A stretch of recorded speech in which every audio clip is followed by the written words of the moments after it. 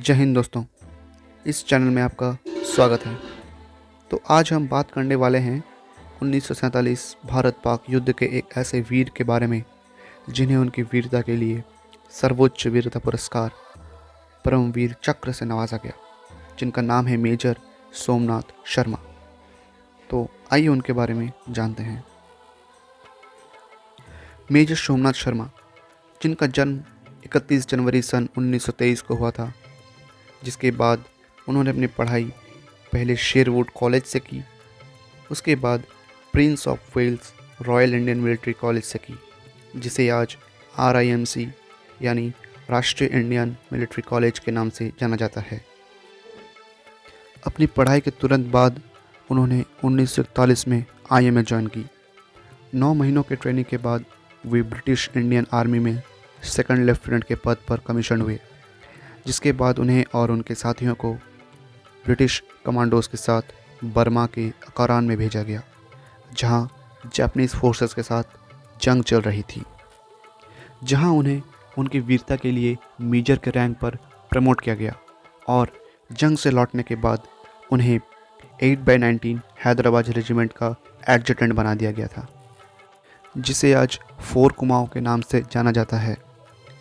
उसके बाद आया सन 1947 भारत की आज़ादी और पाकिस्तान का बंटवारा, जिसके तुरंत बाद ही पाकिस्तानी घुसपैठियों ने कश्मीर पे हमला कर दिया, जिसके बाद भारत पाकिस्तान के बीच जंग शुरू हो गई।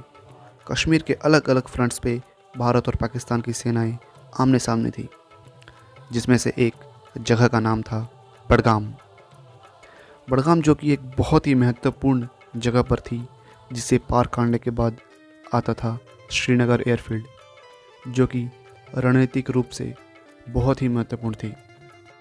पाकिस्तान चाहता था कि इस एयरफील्ड पर कब्जा करे, क्योंकि इस एयरफील्ड पर कब्जे का मतलब था पूरे जम्मू एंड कश्मीर पर कब्जा, जिसके लिए उन्हें सबसे पहले बडगाम को पार करना था।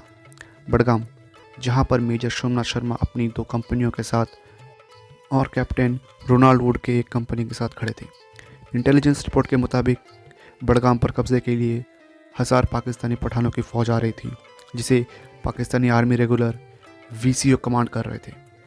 जिसके बाद भारत के केवल 90 वीर सपूतों ने उन 1000 पाकिस्तानियों के साथ लड़ाई की, जिसमें हथियार के नाम पर उनके पास केवल 303 राइफल, जो कि पाकिस्तान की मीडियम मशीन गन के सामने कुछ नहीं थी। उन्होंने अपने हेडक्वार्टर से मदद मांगी। उन्हें कहा गया कि 1 पंजाब उनकी मदद के लिए निकल चुकी है। उन्हें पता था कि उनके पास ना तो ढंग के हथियार है और ना ही दुश्मनों की जितनी फ़ौज, पर फिर भी किसी तरह उन्हें अगली सुबह तक पोस्ट को बचाना था।